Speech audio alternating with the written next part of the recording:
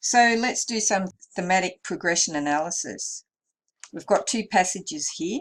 In the first sentence, remember the theme is what comes before the main verb. And a theme is a given information. So this bit of information is talking about a rota. Everything that comes after the main verb is the rem or the new information. In the next sentence, it is the theme and contains is the main verb. Now, just briefly, it is a reference back to the rota. So we're looking here at the same theme. So it means the rota.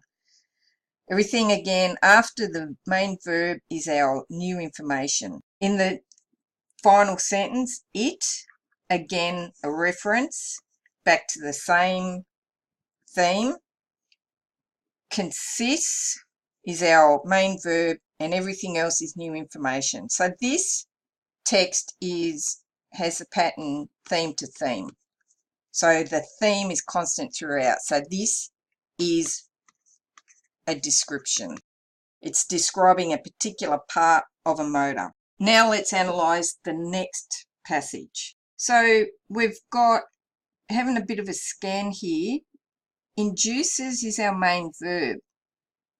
We've got, so this is our theme, current flowing through a conductor. So I know this sounds like a verb, but it's actually part of telling us specifically which current we're talking about. So after our main verb, we've got new information. And notice, so we're talking about a magnetic field that's been induced. Okay, so in the next sentence, we've got a new theme. And this theme comes from the rem of the previous sentence.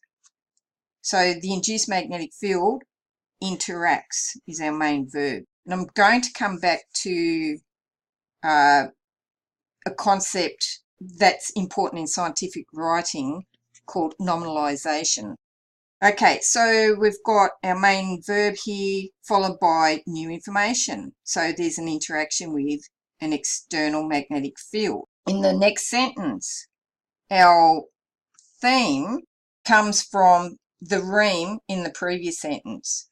So this interaction between these two fields results in something else.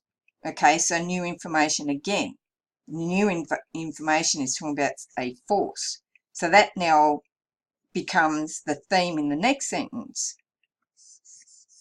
Okay, so there's our new theme, and our verb, or this is a verb group, can be determined.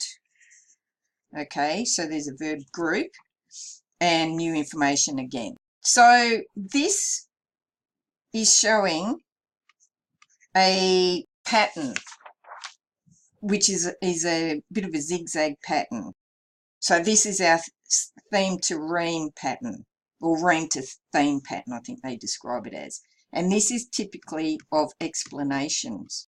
Now, as I mentioned here, nominalization. Well, nominalization is when you've got verbs that are converted into nouns.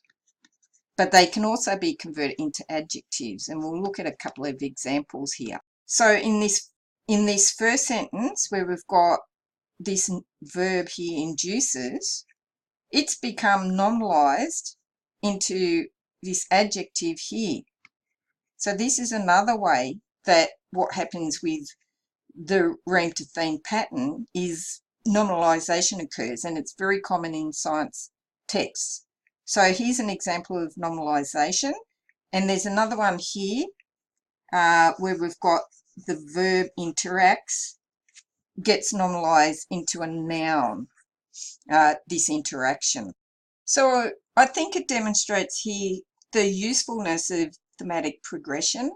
From a reader's point of view, if you're reading a description of something, you're expecting this particular pattern that each new bit of information is elaborating on you know, what you're describing about a particular object or thing.